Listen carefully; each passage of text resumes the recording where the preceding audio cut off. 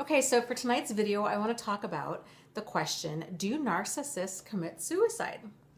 I've seen a lot of people ask this question. I myself asked it with my second narcissist who had threatened it after we broke up. By and large, narcissists don't commit suicide. They love themselves way too much to commit suicide, and they have no empathy and remorse. So it's not like they feel guilty about really anything that they've been doing. They are so blinded by their own selfishness that there is no accountability, or acknowledgement of wrongdoing.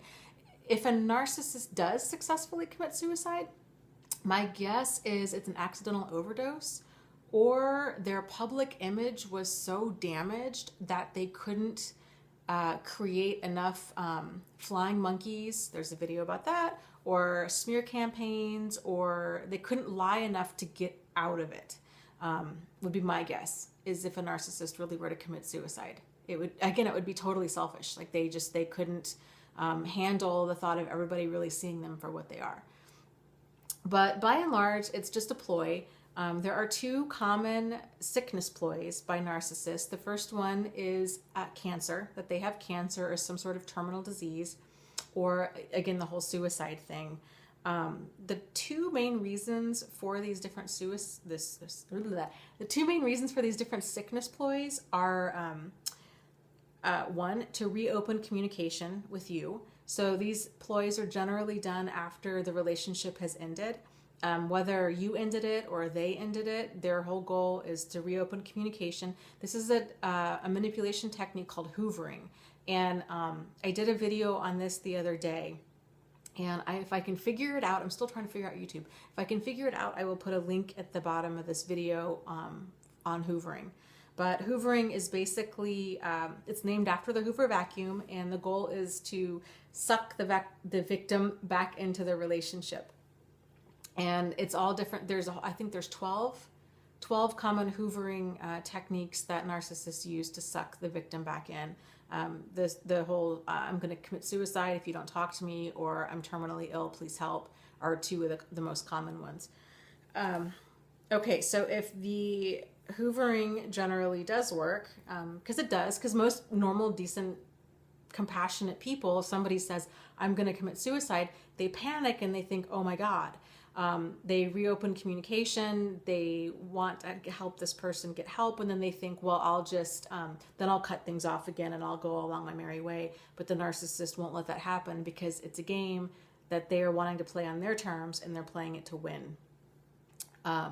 So the second reason they have this whole sickness ploy is to get the focus off of their behavior.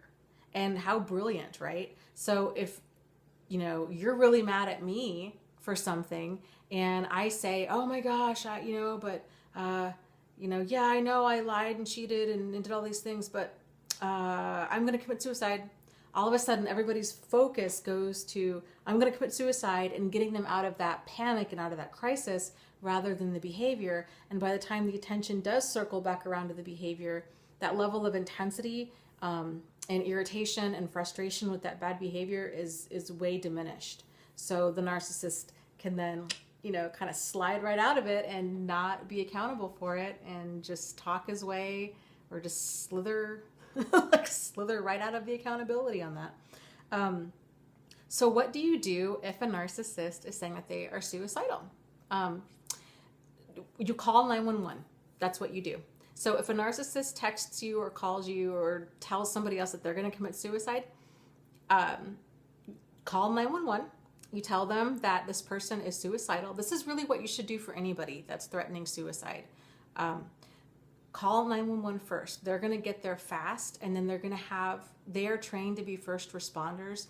And if a person really does, God forbid, try to take their own life, they will have the tools on board to try to either resuscitate them or to stabilize them. So that should be your first phone call. If it's somebody that, of course, that you really care about, like a friend or, a person, a non-narcissist, somebody that you're still talking to, somebody that, is a good person, if you obviously then you can call them or whatever, but a narcissist, call 911, leave it alone, let them handle it. So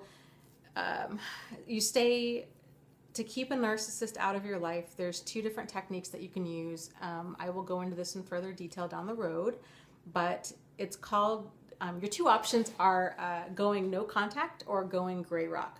And going no contact means just that.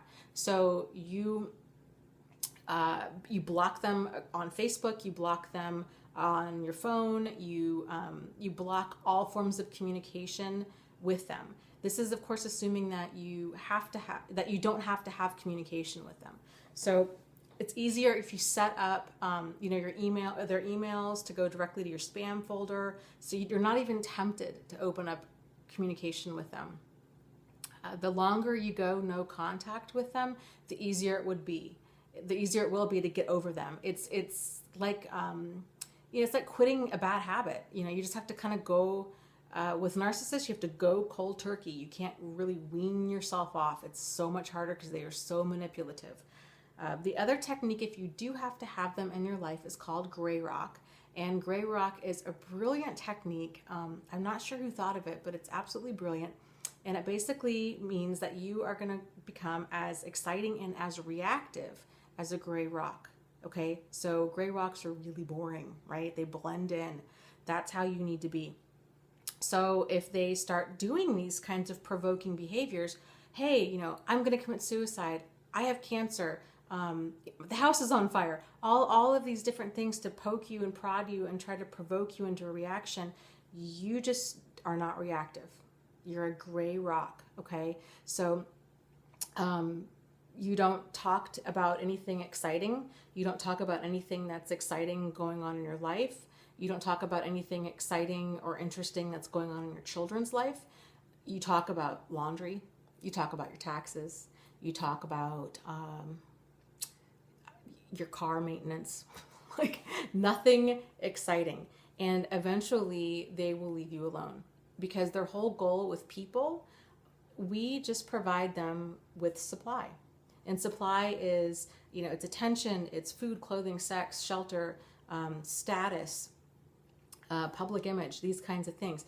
If you quit giving that to them, they will eventually move on and they'll find somebody else that will give it to them. So if you want to get a narcissist out of your life, don't react, do not feed into it. Part of going gray rock with one is to stay out of it totally. Call 911, that's it. So I hope that answers that question.